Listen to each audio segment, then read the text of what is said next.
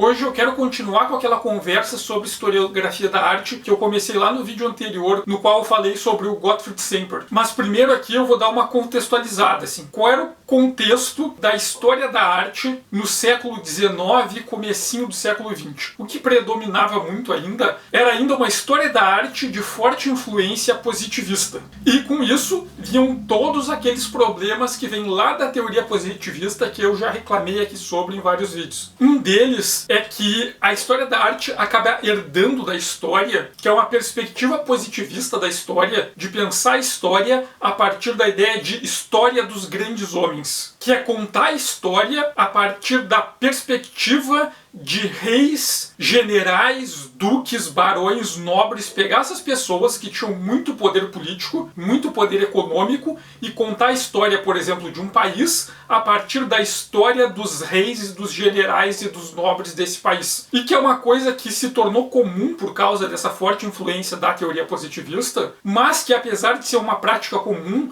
é uma prática que ela não dá conta de explicar a história de um povo. Não dá para contar a história de um povo do país contando a história das elites. É uma coisa que eu já falei lá no vídeo que eu fiz sobre o Rashomon, que eu comentei que no auge ali da Era Edo, os samurais eles chegaram no máximo a um 8% da população japonesa. Então contar a história do Japão a partir da história dos samurais é contar a história de 8% da população. É contar a história de uma minoria da população. Não é contar a história de 92% do povo japonês que não era samurai e vivia em outras condições, em outros contextos. Então quando se usa essa metodologia da história dos grandes homens, que a teoria positivista gostava de usar, contar a história da elite era apagar as perspectivas históricas da maior parte da população em um lugar, que é uma coisa que na contemporaneidade já se tem várias alternativas. Assim, por exemplo, é o historiador Carlos Ginzburg que vai difundir a ideia da microhistória. Pegar contextos específicos pontuais, pegar um incidente pontual que aconteceu com uma pessoa específica do povo e a partir desse caso usar ele para entender o contexto daquele lugar, daquela época, como a população daquela época vivia. Então a microhistória ela vai pegar esses casos bem pontuais, específicos de pessoas comuns e vai partir deles para explicar o contexto histórico, para se entender o lugar de uma época. E não à toa, o Carlos Ginzburg, ele estudou no Instituto Warburg, tendo como mentor o Ernst Gombrich. O Gombrich ele foi discípulo do Aby Warburg. E o Warburg teve como um dos primeiros colaboradores de pesquisa dele o Fritz Saxel. E o Saxel ele tinha sido aluno do Wölffling. Então tá tudo conectado. Mas eu dei vários spoilers aqui. Vamos voltar para o começo. Essa metodologia positivista da história tentava propor uma história contando a história dos grandes homens. E a história da arte positivista vai se inspirar nessa ideia para propor uma história da arte que é uma história dos grandes artistas. Pegar aqueles que eles foram considerados os maiores artistas de todos e colocar uma fileira de supostamente grandes artistas que se destacavam por mérito próprio, por sua originalidade, por terem inventado alguma coisa, por serem únicos, especiais, e usavam esses caras de destaque para contar a suposta história da arte do Ocidente. Bom, isso assim não é uma invenção do positivismo. A história da arte positivista ela vai se aproveitar de tradições que já estavam ali na história da arte. A história da arte quando surge lá no Renascimento ainda, com as vidas dos mais célebres pintores, escultores e arquitetos lá do Vasari. O que o Vasari faz quando ele cria a história da arte? Ele conta a biografia dos grandes artistas. Ele pega os artistas renascentistas, ele, o próprio renascentista, ele pega ali os antecessores dele e as pessoas que viviam na época dele e coloca esses caras em fila e conta a biografia de cada um. E conforme ele conta a biografia de cada um, ele também fala das técnicas, de teorias, dos trabalhos e tal, mas a estrutura das vidas do Vasari, como o próprio título já propõe, né, as vidas, é uma história de biografias. Essa arte que ele propõe como tendo iniciado lá com o Cimabue e com o Giotto, passando por vários nomes de destaque, até chegar em seu auge, que seria o Michelangelo, que é o artista favorito do Vasari, e que o Michelangelo vai entrar para a história, né, vai ser discutido por muito tempo ainda como o maior artista que já existiu, porque é muito por influência do livro do Vasari, que ele é todo focado em colocar o Michelangelo lá no topo, mostrar o Michelangelo como como o auge de um processo de desenvolvimento artístico. Então, quando os positivistas eles vão contar uma história da arte a partir dos grandes artistas, eles não estão inventando nada, eles estão pegando essa teoria que vem da história positivista, estão olhando para o que já se fazia na história da arte e aproveitando isso e indo no embalo. Então eles só intensificam, reforçam essa ideia de grandes nomes da arte. E os positivistas, né, vem aquele outro problema que eu já falei, que é aquela distorção que eles fazem da ideia de evolução para empurrar o que eles chamam de ideal de progresso. E eles vão empurrar essa ideia de progresso também dentro da história da arte. E eles também vão fazer isso com uma certa facilidade, porque eles vão lá no passado e vão voltar para o Vitrúvio, que é um cara que eu já falei dele aqui quando eu falei lá sobre toda a história da tradição clássica. O Vitrúvio, que foi o arquiteto ali do início do Império Romano, e por ele ter sido esse grande arquiteto romano, os renascentistas vão seguir os textos dele sem questionar. Esse cara escreveu um dos poucos textos que tem desse período da arte clássica que os renascentistas cultuavam. Como é que eles vão negar, vão chegar e vão dizer que o herói deles está errado? Então eles vão comprar a ideia do Vitrúvio, e o Vitrúvio é um cara que é um reclamão. Na época dele, né, os renascentistas, porque bom era na época clássica, até hoje, né, tem todo esse culto à arte clássica. O Vitrúvio, que viveu naquela época, ele dizia que bom mesmo era antes dele nascer, era quando ele era jovem, que tinha arte de verdade, que a arte do tempo dele é uma arte decadente, é uma arte ruim. Porque quando ele era jovem, quando ele era criança, os pintores só usavam 3 cores, que eram as cores certas. Na época dele já velho, os caras estão misturando cores novas, estão mudando como se fazer. O Vitrúvio é um cara, ele é tão naturalista que ele era contra a miniatura. Ele falava que era errado fazer miniatura. Não podia desenhar pessoas pequenas, desenhar casinhas pequenas, fazer esculturas miniaturas. Ele achava que tudo isso era errado, era errado. Não só era ruim, não, ele não gostava. Ele achava que era errado, que não se devia fazer, que era arte decadente. Então o Vitrúvio, ele vai construir nos textos dele uma ideia que vai ser reproduzida muito depois, que é a ideia da ascensão do auge da decadência. Que a arte, ela começa a se desenvolver, passa por todo um processo de desenvolvimento até ter seu pico, seu ápice, que era o período ali talvez da infância do Vitrúvio, e que depois a arte se corrompia e entrava no estado de decadência. Ou seja, o período do Vitrúvio mais velho, que ele estava olhando gente que estava fazendo arte com regras diferentes. Então o Vitrúvio é um dos primeiros caras que a gente tem documentado que defendia a ideia do mudou a forma de fazer arte, destruiu minha infância. Então é basicamente essa lógica do Vitrúvio. Os caras estavam fazendo arte diferente, outras formas de pintar, outras formas de desenhar, fazendo muito miniatura, fazendo esculturas diferentes. Ele achava que tinham destruído a arte de toda Roma por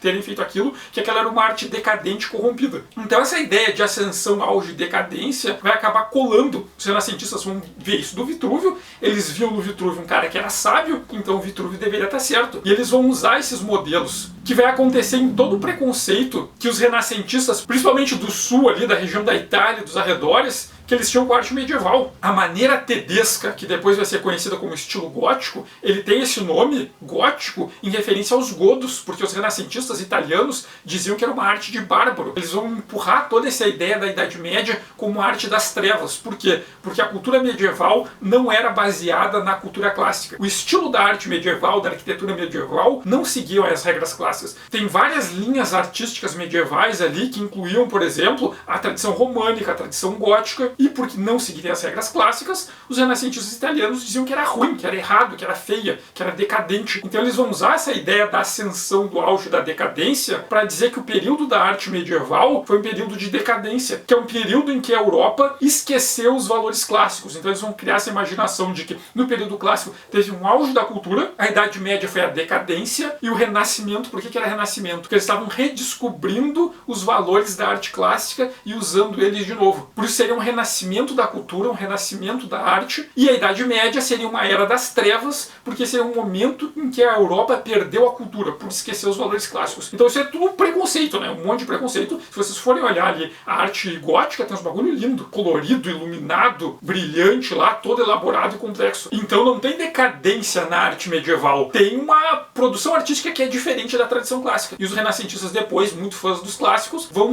projetar aí uma ideia de decadência, porque eles leram um Vitrúvio demais. Mas voltando para o contexto do 19, ali a teoria da história da arte positivista, como eles queriam empurrar essa ideia de progresso e todos os problemas que tem nessa ideia de progresso, que eu já discuti outras vezes, vai ser muito conveniente para eles pegar essa teoria do Vitrúvio, misturar com positivismo e tocar ali adiante. Então a ideia de que a arte, ela também passa por a ideia de progresso, e o progresso na arte funciona através de momentos de ascensão, auge e decadência, ascensão, auge e decadência, ascensão, auge e decadência. Então, como se todo o processo de desenvolvimento artístico do Ocidente, né, porque esses caras, eles viviam no Ocidente, eles estão falando só do Ocidente e não estão nem aí pro resto do mundo, eles estão pensando nessa lógica de ápices e declínios, ápices e declínios, ápices e declínios. A história da arte positivista vai funcionar assim: entender que a cultura e a arte ocidental passam por auges e decadências. Então, teve o auge do período clássico, na arte da Grécia clássica, da República do Império Romano, e a Idade Média teria sido uma decadência. Daí teve um ápice ali no Renascimento, e daí vamos ver todas as discussões sobre ter ocorrido ou não uma decadência no pós-Renascimento. Essa teoria positivista vai dizer que ali pelo século XVII teve uma decadência da arte. Todo aquele conhecimento que os renascentistas desenvolveram, aprenderam e elaboraram, eles tinham tudo esquecido. Por quê? Porque a arte funcionava na lógica de auges e decadências, e aquele momento ali da arte do século XVII era um momento de decadência, e toda a arte feita naquela época era uma arte ruim. Isso vai ser um valor que vai ser muito forte nessa tradição da história da arte positivista, que vem de antes. No período do século XVII vão ter esses discursos de que aquele era um momento de decadência. Então, a história da arte do século XIX é essa história da arte que é predominantemente positivista. E se eles vão propor essa ideia de auge e decadência em relação à arte ocidental, imaginem a visão que eles tinham da produção cultural fora da Europa. A produção africana, da Ásia e da América, eles nem colocavam nessa lógica de auge e decadência. Para eles, dentro da lógica positivista, eram culturas que ainda nem teriam chegado no auge. Eram culturas que estavam atrasadas, que ainda não tinham se desenvolvido e por isso ainda não teriam passado pela ascensão para chegar no auge. Então toda aquela bobagem positivista. Mas apesar de ser essa predominância positivista, no século XIX já aparecem algumas divergências. Uma delas é do Semper, que eu falei no vídeo passado. O Semper é um cara que alguns autores ainda dizem que ele é positivista, tem alguma influência positivista na teoria do Semper, mas o Semper já é um dissidente. Não dá para simplesmente dizer que ele é um positivista igual aos outros caras, porque o Semper, inclusive, ele vai quebrar com essa ideia da hierarquia de artes e da história da arte contada a partir dos grandes artistas. O Semper não, ele vai dizer que a história da arte é uma história dos estilos, e a história dos estilos é uma história das técnicas, é uma história dos materiais. Então a história da arte que o Semper conta não é dos grandes nomes, dos grandes heróis do mundo das artes, é uma história das mudanças tecnológicas na arte, é uma história das mudanças técnicas na arte. É uma história da utilidade da arte ao longo da história. Então já é uma grande ruptura em relação a essa lógica positivista. Tem alguns autores que colocam sempre no balaio do positivismo, mas ele tem uma influência positivista, não dá pra gente negar, mas a teoria dele já é bastante dissidente. E nesse contexto vai aparecer um outro historiador da arte dissidente, que é o Conrad Fiedler. O Fiedler, ele vai propor uma abordagem da história da arte que vai se opor a essa tradição da história da arte positivista, e que ele vai chamar de teoria da visibilidade pura. Então a proposta do Fiedler é, primeiro, a história da arte não se confunde com a estética, que é aquela coisa que eu já falei em outro vídeo lá sobre a questão sobre história da arte, teoria da arte e estética serem separados, que é um tema que desde o século XIX já se debate com força, uma separação que lá no XIX já foi bem marcada. O Fiedler vai insistir nisso. A história da arte não é estética, estética é uma coisa dos filósofos, os historiadores da arte fazem outra coisa, só que a história da arte para o Fiedler também não é a história dos grandes nomes da arte, não é a história de grandes heróis artistas. A história da arte não seria estética, mas a história da arte também não seria uma sucessão de biografias. Se vão se propor a história das artes visuais, então a história das artes visuais tem que ser contada a partir de critérios visuais. Tem que se olhar para as obras, não importa quem foi que fez aquela obra, não importa por que aquele cara fez a obra, não importa do que aquele cara gostava, importa o que ele fez. Vamos olhar para a obra visual e vamos ver como visualmente ela se relaciona com as obras que foram feitas antes, e como visualmente ela se relaciona com as obras que foram feitas depois. Então a história das artes visuais tem que ser uma história que não da estética, não das fofocas sobre as vidas dos autores, mas uma história da visualidade nas artes. Como as obras visualmente se parecem, como elas propõem elementos visuais, como esses elementos visuais foram mudando ao longo do tempo e como essas visualidades se relacionam. A história das artes visuais tem que ser uma história dos elementos visuais da arte. Por isso a teoria da visibilidade pura. O que importa é o visual, não o resto. O resto é acessório, é apetrecho. Se nós estamos discutindo pintura, se nós estamos discutindo desenho, se nós estamos olhando para uma produção artística que a característica mais relevante dela é a visualidade, então nós temos que julgar ela, organizar ela, pensar ela e contar a história dela a partir desses elementos visuais. Então, para o Fiedler, a história da arte tem que ser uma história dos estilos. Como os estilos visuais se modificaram ao longo do tempo e como eles se relacionam entre eles. Esse deveria ser o cerne da história da arte. E daí que ele vai propor a metodologia inicial da teoria da visibilidade pura. Então nós vamos chegar no Heinrich Wölfflin. O Wölfflin era um historiador da arte suíço que ele entrou em contato com essas ideias do Fiedler e se propôs a desenvolver a teoria da visibilidade pura. Então ele vai propor essa história da arte que rompe com a ideia positivista de história da arte. É uma história da arte que não é história de grandes heróis da arte. É uma história da arte que nega a ideia de gênios artísticos, né? Essa ideia positivista de que vinham grandes artistas e esse artista é gênio. Ele nasceu com o dom divino, iluminado e tal, e apareceu e mudou tudo e fez tudo do nada. Pela perspectiva do Wölfflin, isso aí não existe. Não existe um cara que chega no mundo e ele do nada muda tudo. Ele vai produzir uma arte que de alguma forma está relacionado com a arte do passado. Ele vai herdar elementos do passado, ele vai negar alguns elementos do passado, mas os artistas, eles sempre estabelecem relações com quem veio antes. Não tem esse gênio que cria coisa do nada. Ele transforma e cria a partir sempre de coisas que já existiram. Tu pode dar continuidade, tu pode negar, mas sempre se relacionando com coisas que já existiram. Então o Wölfflin, ele vai negar essa noção de grandes gênios, da história dos grandes nomes, e vai focar nessa ideia da história da arte como uma história dos elementos visuais e na história da arte como uma história dos estilos. Mas ao mesmo tempo que ele nega a teoria positivista, ele não se alinha exatamente com o Semper, porque ele não vai dar ênfase para as técnicas, para as tecnologias. Para a metodologia da teoria da visibilidade pura, importa menos a tecnologia que foi usada, importa menos a técnica que foi utilizada e importa mais o resultado. Não é para olhar como foi feito, mas olhar o que foi feito. Esquece o contexto e olha principalmente para as obras em si.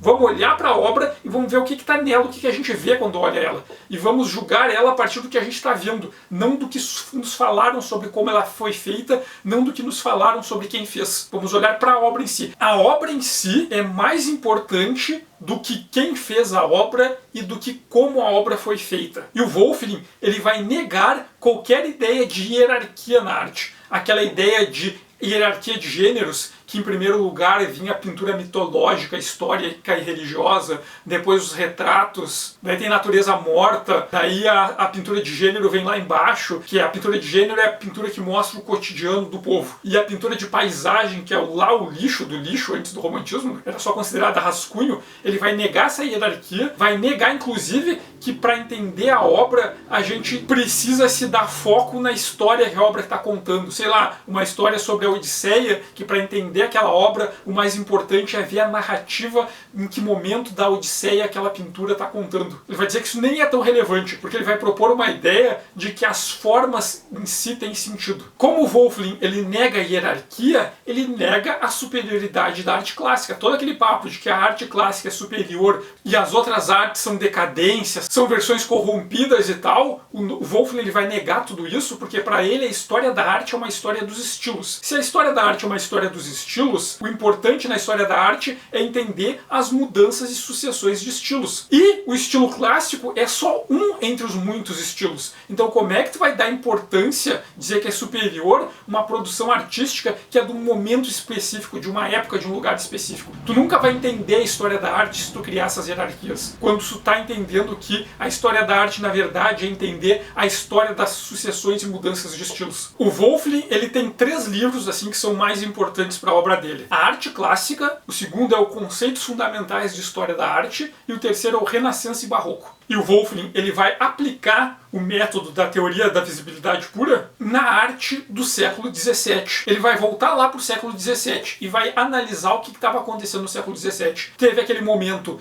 em que se dizia que a arte renascentista estava em decadência e vai aparecer o Poussin. E o Poussin, quando ele aparece, muita gente vai aclamar ele como o maior artista que já existiu. O único sujeito que conseguiu se igualar ao Michelangelo. E como eu já falei lá no vídeo que eu falei sobre toda a tradição da arte clássica lá e o trabalho do Alex Ross, a arte do Poussin, que é uma arte que acontece ali no século XVII, mas tem muita influência da arte clássica, ela vai virar um modelo para as academias de arte na Europa toda. Então vão ensinar as pessoas a pintar, quer ser um grande artista, seja igual ao Poussin. Ele vai virar a grande referência, mas isso muito vai se estabelecer porque alguns teóricos da arte renomados, respeitados na época, defenderam o Poussin. Um deles foi o André Felibem. E o André Felibem, ele vai construir toda essa ideia de que o Poussin é o maior artista que já existiu. Michelangelo tinha sido o maior artista que já existiu. Conforme lá tinha escrito Vasari na primeira história da arte feita, e isso foi repetido, vai chegar ali o Poussin, e o Felibem vai dizer, olha só, o Poussin é o cara que conseguiu superar o Michelangelo.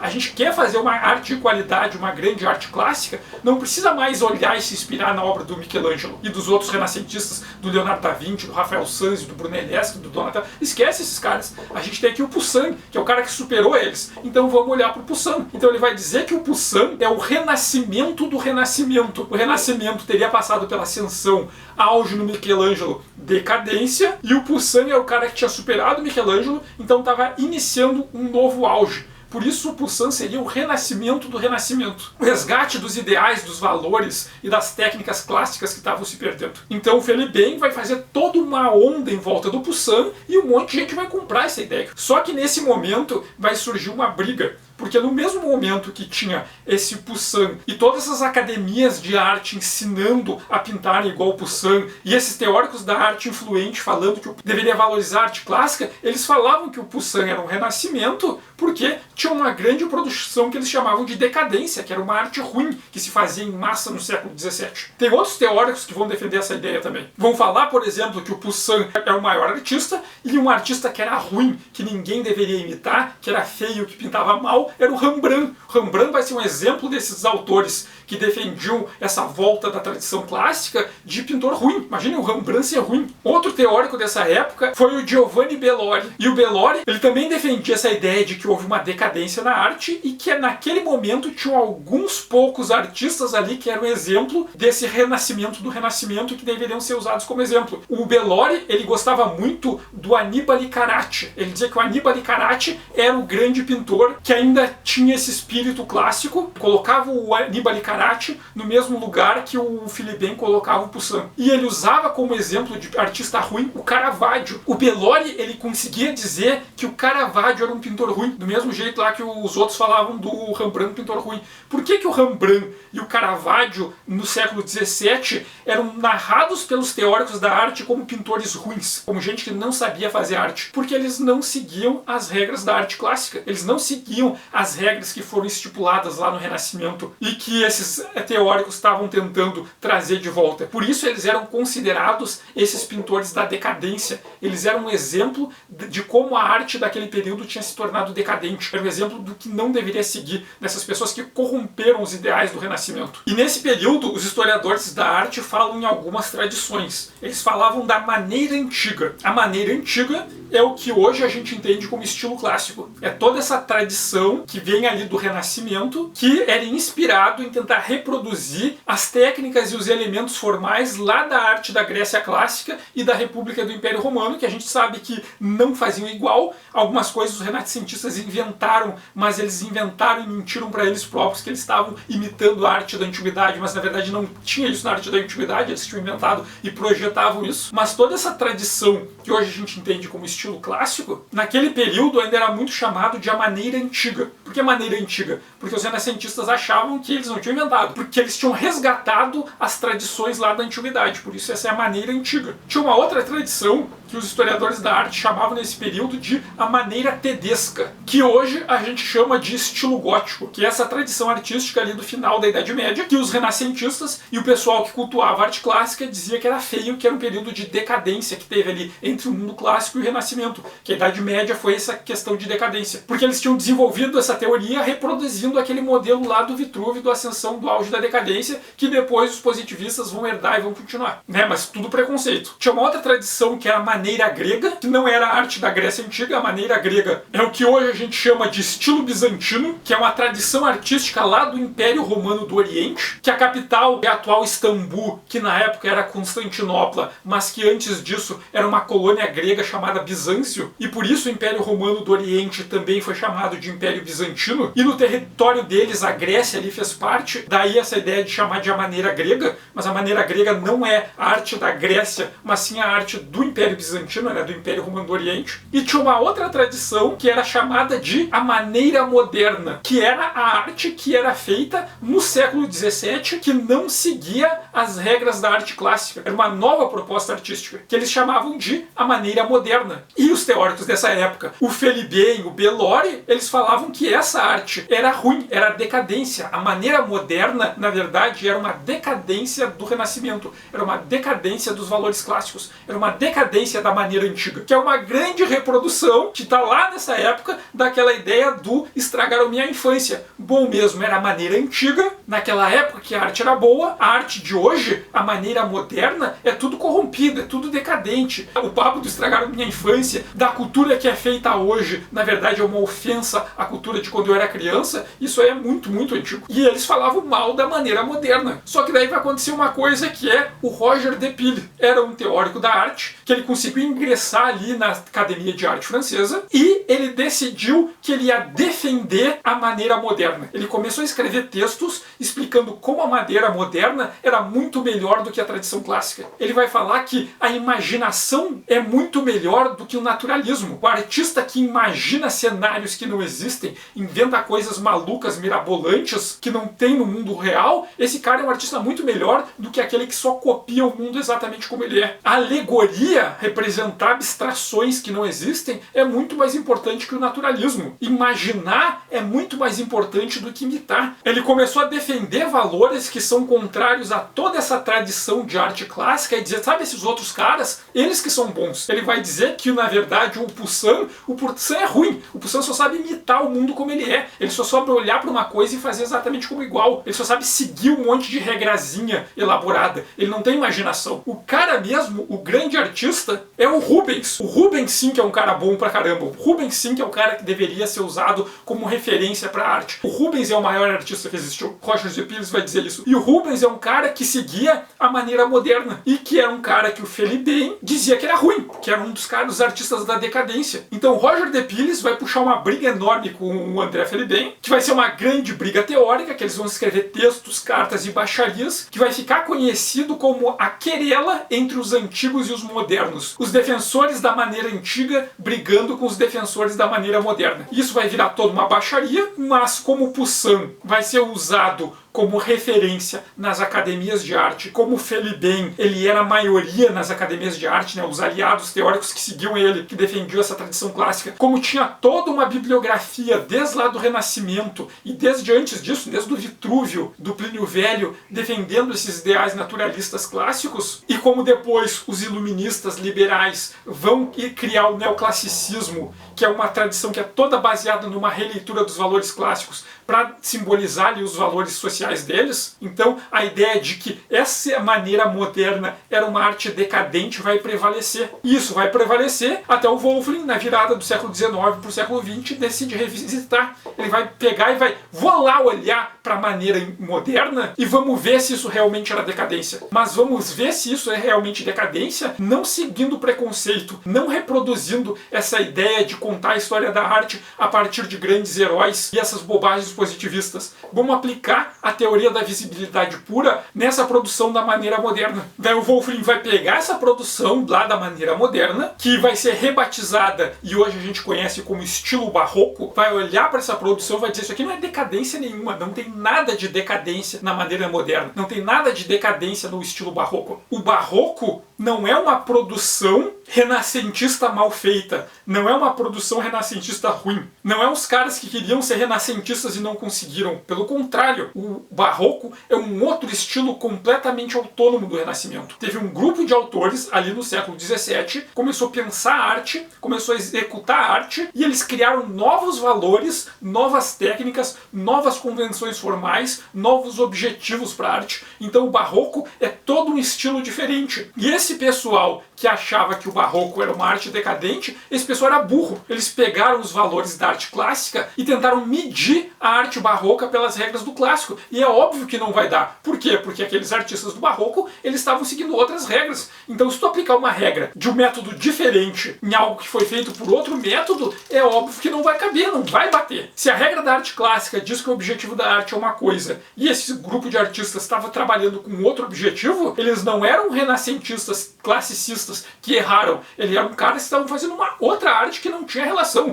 Então o barroco é um estilo específico, e é uma idiotice, é uma bobagem absurda, e só um idiota acreditaria na hierarquia da arte, que a arte clássica é superior e todas as artes que não são clássicas são artes clássicas mal feitas, como se não tivesse outros objetivos na arte, como se não tivessem outras técnicas, outras convenções na arte. E o Wolffling, ele vai olhar para a arte barroca e vai olhar, olha só, eles estão trabalhando com outras regras, vamos tentar entender quais eram as regras deles. Se nós vamos julgar a obra desses caras, vamos julgar esses caras pelo aquilo que eles estavam se propondo a fazer. Quais são as regras que eles trabalhavam? Quais são os objetivos que eles trabalhavam? Vamos olhar para as obras dele e vamos pensar sobre isso. Então o Wolffling, ele vai entender o barroco como um estilo próprio, não como um período decadente. E ele vai dizer que decadência não existe. Isso de ascensão e auge e decadência é uma bobageira enorme, é uma burrice enorme, só um idiota ia acreditar nisso. A história da arte, segundo a teoria da visibilidade pura, é uma história dos estilos. Então o que tem? É um estilo, depois um outro, depois um outro, depois um outro, e eles não são um depois do outro, né? Eles se sobrepõem, se misturam. O que os idiotas chamam de decadência, na verdade, era um momento em que se produzia em um outro estilo que não era clássico. E os imbecis, em vez de tentar aprender quais eram as regras daquela arte, sobre o que aquela arte estava falando, tentavam aplicar as regras e as convenções da arte clássica. E óbvio que nunca iam achar. Então é uma coisa de imbecil. É só um imbecil que vai acreditar em ascensão, auge e decadência da arte. Então não existe hierarquia. Não existe uma arte melhor que a outra. A arte clássica como um valor absoluto que funciona em todas as épocas. Não, a arte clássica é um estilo entre outros que se alternaram, se sucederam e se sobreporam ao longo do tempo. No método da teoria da visibilidade pura, não é relevante a ideia do grande gênio, dos grandes nomes da arte. Então não importa muito contar a arte a partir do destaque de uma pessoa. Ah, aquele cara é um cara incrível que inventou um bagulho sozinho do nada. Isso não é relevante. Primeiro que ele não inventou do nada. Certamente ele seguiu uma tradição. E importa menos na teoria da visibilidade pura o que aquele artista fez de único, de especial, que só ele fez. E importa mais o que ele fez que os outros artistas da mesma época e do mesmo lugar faziam. Não importa tanto as diferenças, mas importa mais as similaridades. O que todos os artistas de uma mesma época, do mesmo período faziam? Por que eles faziam isso? Por que eles trabalhavam com alguns valores iguais? Por que eles compartilhavam algumas coisas? Então importa procurar esses elementos que são compartilhados. O que grupos de artistas todos eles fazem, todos eles dividem, todos eles se comunicam com o outro. Isso é mais importante do que aquilo que ele faz diferente. Então é uma história da arte que não vai destacar grandes nomes, não é, esse cara é mais, mas vai tentar entender os grupos. Olha só um grupo de artistas que estava nesse lugar e nessa época, e todos eles faziam tais coisas iguais. Então não era por acaso que eles faziam iguais. Tinha um compartilhamento ali, tinha alguns ideais que eles compartilhavam, tinha algumas técnicas, tinha algumas motivações, tinha alguns significados que todos eles compartilhavam. E esses significados que todos eles compartilhavam ajuda a gente a entender a arte e o contexto daquela época, daquele tempo. Então a teoria da visibilidade pura, que vai pensar a história da arte como uma história dos estilos, é uma história da arte que pensa mais na arte, na parte coletiva, o que um grupo faz em comum, o que eles dividem, do que se preocupar, esse foi o primeiro a fazer tal coisa, aquele foi o grande gênio que inventou um bagulho do nada. Não é isso que importa pra gente entender a arte de uma época. É entender o que se compartilha, o que é igual, não o que é diferente. E se é igual, por que é igual? Então o Wolffling, ele vai trabalhar com a ideia de que a forma, ela tem significado. A forma não está lá por acaso, não é o que importa, é só a história que está sendo contada. Ah, isso aqui é o mito do Odisseu.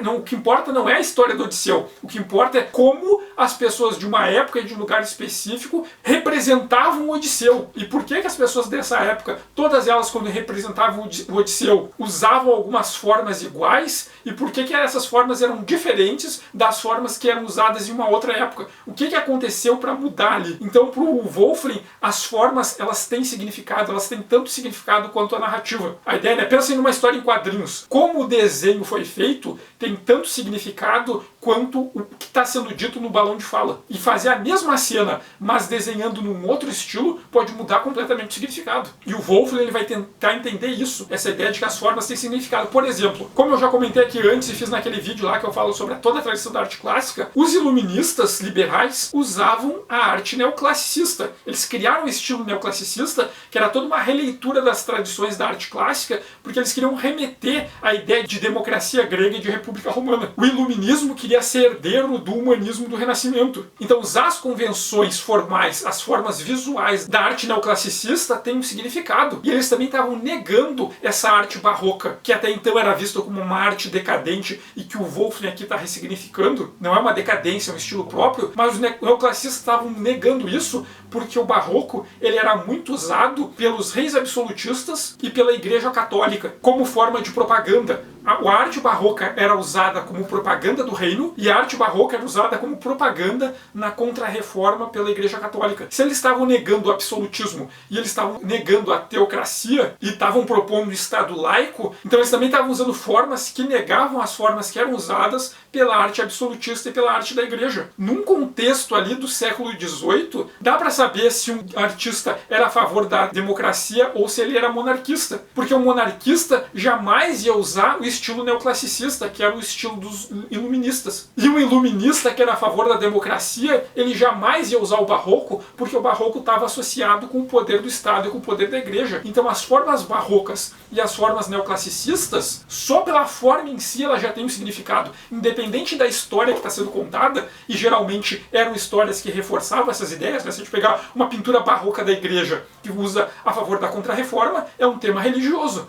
Mas mesmo além do tema religioso, e mesmo além do tema cívico da arte neoclassicista, que pegava aqueles heróis da democracia lá do mundo antigo, as formas também têm significado. O neoclassicismo ele está dizendo eu sou iluminista, e o barroco ele está dizendo eu sou monarquista, eu defendo a Igreja. A forma em si ela já tem significado. Isso vale para todas as artes, e isso também vale para as histórias em quadrinhos. Mesmo sem ler o que está escrito nos balões, o estilo de desenho já tem um monte de significados ali. A arte visual, ela não aparece do nada, ela segue tradições. E essas tradições, elas já têm vínculos, elas já têm significado. E às vezes acontece de pesquisadores de áreas que são muito teóricas, que eles não estão acostumados a lidar com imagem, é fazer uma leitura só dos balões, fazer uma leitura só dos textos e dos eventos da narrativa e não focar nas imagens. Olha só qual é o estilo que está sendo usado, qual é a composição, como é que a luz está sendo usada aqui. Isso tudo tem significado. Isso tudo remete a tradições que têm seus significados próprios. Então, os elementos visuais formais, eles são uma linguagem. Isso o Wolfling vai defender. Eles são uma linguagem porque existem pactos de significado. Existem convenções de que tais elementos significam tais coisas. Tais características visuais invocam tais valores. E esse é um elemento importante na teoria da visibilidade pura. Olha para a imagem. Essa imagem aí, ela tem significado, só que tu tem que aprender a linguagem, tem que aprender os códigos visuais das formas das imagens para poder ler ela. Senão tu só vai olhar a história por cima e vai ignorar os significados das formas. E os significados das formas, eles ressignificam aquela arte. Elas acrescentam valores e ideias naquela arte. E esses significados, né, que as formas, elas são linguagem, esses significados, eles vêm de contextos e de experiências, né? O Wolfling vai propor que o contexto pode, inclusive, ser um elemento importante para definir os estilos. Um dos pontos que ele levanta é a arte da Europa mediterrânea, da Itália, da França, da Grécia ali, ela tem uma forte tradição naturalista. E na arte do mundo nórdico,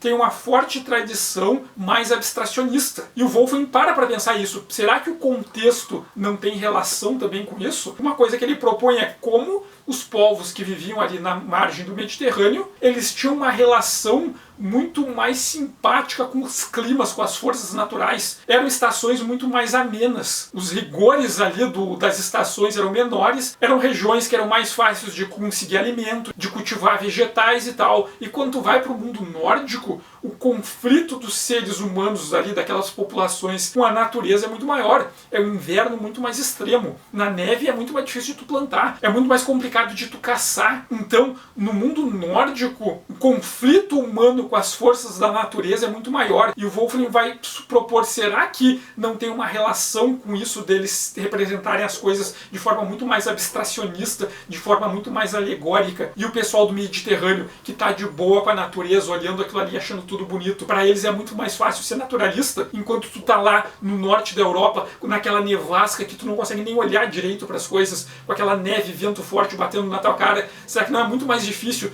tu fazer uma imagem que representa uma coisa exatamente como ela é, se o mundo natural é todo mais turvo na tua volta? É uma reflexão que ele levanta, né? O quanto o contexto pode influenciar nas definições dos estilos. Mas o grande exemplo que ele vai usar para desenvolver essa teoria da visibilidade é analisar o barroco. Olha essa produção barroca, olha como ela não era uma decadência do Renascimento, ela era uma outra coisa. E ele faz isso a partir da análise visual. Vamos olhar para essas imagens e vamos comparar elas. O que a arte renascentista tem em comum? Agora vamos lá para a maneira moderna, para a tradição barroca. O que esse barroco é diferente do Renascimento, que os pessoal teóricos da época que eram fãs do clássico olhavam e diziam que aquilo era ruim? É porque tinha um motivo. E esse motivo é na execução da arte em si. O que é diferente? De que forma essa arte barroca quebrava as tradições renascentistas? E quais são essas convenções formais que negavam a arte renascentista e que eles tinham em comum? Se a gente olhar para todos esses caras da maneira moderna, essa coisa que os teóricos fãs do clássico diziam que eram ruins, eles compartilhavam entre eles. Se eles compartilhavam entre eles é porque eles estavam em sintonia, eles estavam se relacionando um com o outro, eles tinham uma proposta em conjunto, então eles tinham um estilo próprio que era compartilhado por aquele grupo. E o que é isso? Então o Wolfling, ele vai se dedicar para olhar para as obras renascentistas, olhar para as obras barrocas, não importa quem fez, não importa a vida dos autores, não importam as técnicas que eles estavam usando, mas o que eles fizeram, o que tem de comum e de diferente. E a partir daí, ele vai teorizar sobre 5 conceitos, 5 características do estilo renascentista que essa arte que era vista como decadente negava, mas não porque eles eram renascentistas ruins, mas porque eles tinham um estilo próprio que seguiam outras regras. E vai propor essas 5 características que são puramente visuais, que estão presentes na aura renascentista. Primeiro é a linearidade. Ele vai falar sobre como a arte renascentista, ela segue muito forte uma tradição que vem de elementos do desenho. Olha só como esses personagens eles são desenhados com linhas, com contornos que definem bem esses personagens. Consegue ir lá e ver, e é tudo como se fosse desenhado. É pintado, mas tem linhas que definem os personagens. Ele vai mostrar, olha como várias dessas pinturas, que eram vistas como decadente, os artistas, eles não desenhavam linhas, eles não faziam contornos nos personagens. Eles faziam muitas composições que eram baseadas em manchas, que é uma outra lógica de compor a imagem. Não é fazer linhas desenhando, é só tocar mancha de tinta uma em cima da outra,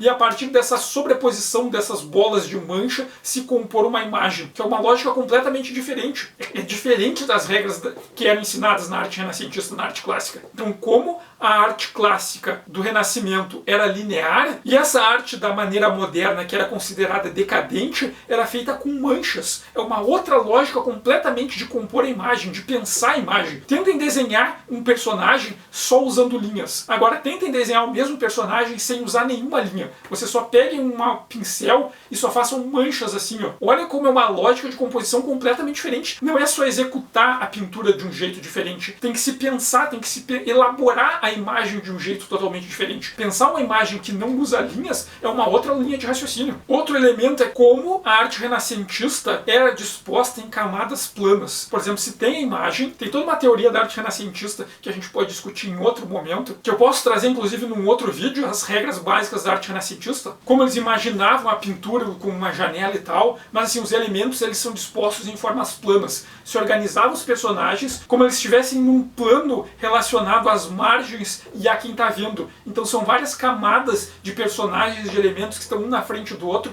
um atrás do outro, de formas planas. Essa é uma convenção estilística que é bastante forte na arte renascentista, de expor a diegese através de camadas, e que na tradição da maneira moderna eles não seguiam. Vocês vão olhar para essas imagens e vão ver que vários personagens são dispostos em diagonais. Tem um cara que está aqui e tem outro que está sobreposto na frente dele, e tem umas linhas em diagonais, e está tudo muito atravessado. Que para a lógica de organização das regras da pintura renascentista, tu olha para essa pintura da maneira moderna e é uma bagunça, porque não está organizado naquelas disposições que eles tinham convencionado como certos. Mas não é porque eles não sabiam, não é porque os artistas da maneira moderna não sabiam fazer, é porque eles não queriam. Eles estavam propondo outra coisa. Eles estavam propondo uma ideia de movimento, de intensidade, de tu olhar para o fundo e daqui a pouco ter que olhar para frente e para o fundo de novo. Aqueles elementos que vão e vêm e que dão uma ideia de movimento. Então o Wolfling vai falar como a arte renascentista ela é a partir de lógicas planares, e a madeira moderna ele chama de um modelo de recessão, ou de diagonais, ou de profundidade, de como a imagem é construída a partir da lógica de diagonais que tentam criar um efeito de fazer o olho ir para o fundo e vir para frente, se aproximar e se afastar, como se tivessem várias camadas, todas elas atravessadas. Uma outra característica que o Wolfling vai definir é como a arte renascentista segue a ideia da forma fechada. Tu olha a paisagem e o desenho e ele cabe todo dentro da moldura.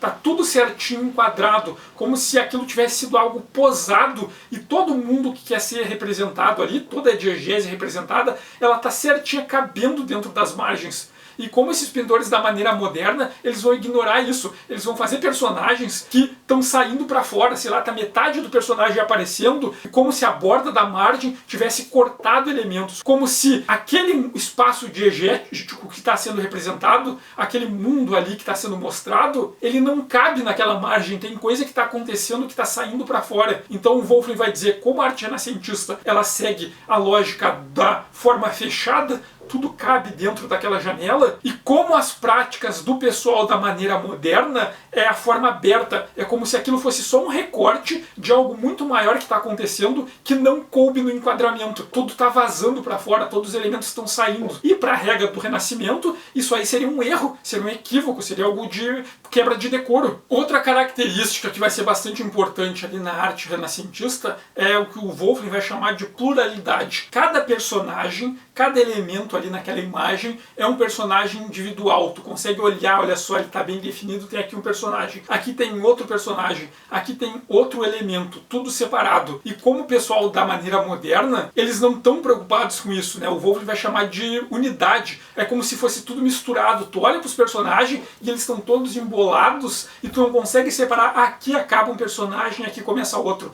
Aqui tem um e aqui tem outro. Aqui tem um elemento. Não, é tudo meio embolado, tudo misturado, e às vezes não dá para definir direito, que os teóricos clássicos diziam que era um erro, que era uma decadência, que o pessoal da maneira moderna não sabia separar os personagens. Mas não é que eles não sabiam, eles não queriam, eles estavam propondo outra coisa. E a última característica que o Wolfling aponta é a da iluminação. Como a arte renascentista ela segue uma regra que o Wolfling chama de clareza absoluta. Se tu olhar uma imagem renascentista, parece que tem uma luz homogênea que ilumina tudo igual, como se a luz estivesse vindo de todos os lugares ao mesmo tempo. E tu olha aquele espaço e tá tudo bem iluminado, tá tudo muito claro, tudo muito visível. E pô, eles eram caras que se propunham a fazer uma pintura naturalista. Só que aquela luz ali não existe no mundo real. Aquilo ali parece que foi iluminado artificialmente, como se a luz estivesse vindo de todo lugar ao mesmo tempo. E os renascentistas tinham isso como uma regra, essa regra de clareza. Tem que olhar para aquilo ali e tem que ver tudo bem nítido. Tem que ter tudo harmônico, né? A ideia de harmonia era muito importante para essa composição da arte renascentista, para toda a tradição clássica. E daí tu olha para o pessoal da maneira moderna e dane-se a iluminação. É uma iluminação que é toda feita em contrastes, tem muito claro e tem muito escuro, que o Wolfling vai chamar de clareza relativa. Tem elementos que são muito claros, daí daqui a pouco tem uma sombra muito grande, que é muito escura, tem uma luz que vem de lugar nenhum, que não faz nem sentido, a luz da janela tá vindo do lugar, só que daqui a pouco tem uma luz que tá batendo num sentido completamente maluco, que não faz sentido a luz vindo dali, porque a arte da maneira moderna, ela trabalha com uma ideia de ter consciência de que aquela arte é uma representação, né? Os renascentistas eram muito naturalistas, a ideia de que a imagem tem que reproduzir o mundo com conforme ele é, ou reproduzir o mundo de maneira idealizada e tal. O pessoal da maneira moderna, eles trabalhavam com a ideia de que eles tinham noção de que aquilo era uma representação. A pintura, o desenho, não é uma cópia do mundo, é uma imaginação sobre o mundo, é uma representação. E se é uma representação, não precisa ser exatamente como o mundo é. Eu posso inventar, eu posso fazer uma luz saindo de um lugar que nunca sairia na vida real. E tudo bem, porque é só arte, é só representação. Então, eles vão fazer essa iluminação, e daí os teóricos defensores do clássico diziam, olha só, esses caras não sabem nem como a luz funciona, eles não sabem nem que se a luz está vindo de um lado, ela não pode iluminar do sentido contrário. Só que não, eles sabiam, só que eles não se importavam. Eles estavam intencionalmente fazendo uma luz assim, porque o mais importante para o pessoal da maneira moderna não era reproduzir a luz como ela era no mundo real, ou fazer uma luz homogênea que passasse harmonia.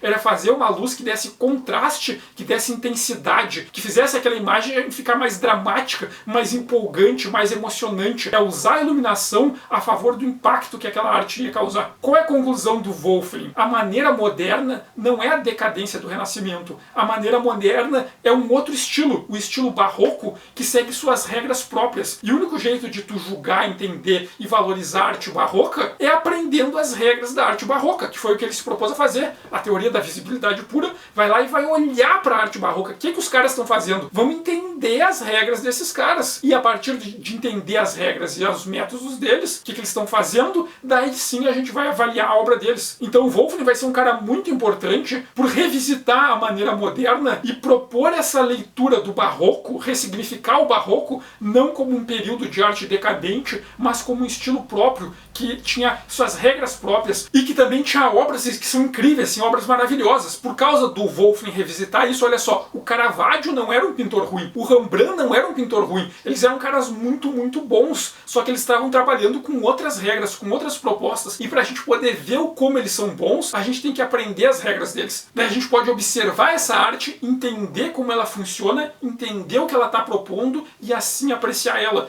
Então o Wolfling vai ser o cara, quando ele vai desenvolver a teoria da visibilidade pura, ele vai quebrar com um monte de preconceitos, vai negar toda essa corrente positivista da história da arte, vai negar a supremacia absoluta do estilo clássico e vai ressignificar a maneira moderna. Vai mostrar o estilo barroco como uma produção autônoma, com características próprias e com valores próprios. Mas tudo isso por quê? Porque a teoria da visibilidade pura propõe: não vamos seguir preconceitos, não vamos aceitar a narrativa do estilo clássico como um valor absoluto de arte sem questionar isso. Vamos olhar para essas imagens, vamos olhar para as imagens e ver o que a gente enxerga nela, o que a gente encontra nela. E isso só é possível entendendo que as formas, elas têm significado. Os elementos formais da imagem não são aleatórios. Não dá pra gente interpretar a arte olhando para a história que está sendo contada ali, pegar uma pintura, um desenho. Ah, isso aqui é uma narrativa sobre o mito de Édipo, tá? Mas como ele está sendo representado? Quais são os elementos visuais que estão sendo usados ali e da onde eles vêm? Qual é a tradição deles? Com que sentido, com que significado eles foram usados? Por quem eles foram usados? Então entender que as formas, elas também são linguagens, elas também são códigos, elas também dizem coisas. Que é um problema que a gente vê às vezes em interpretações de arte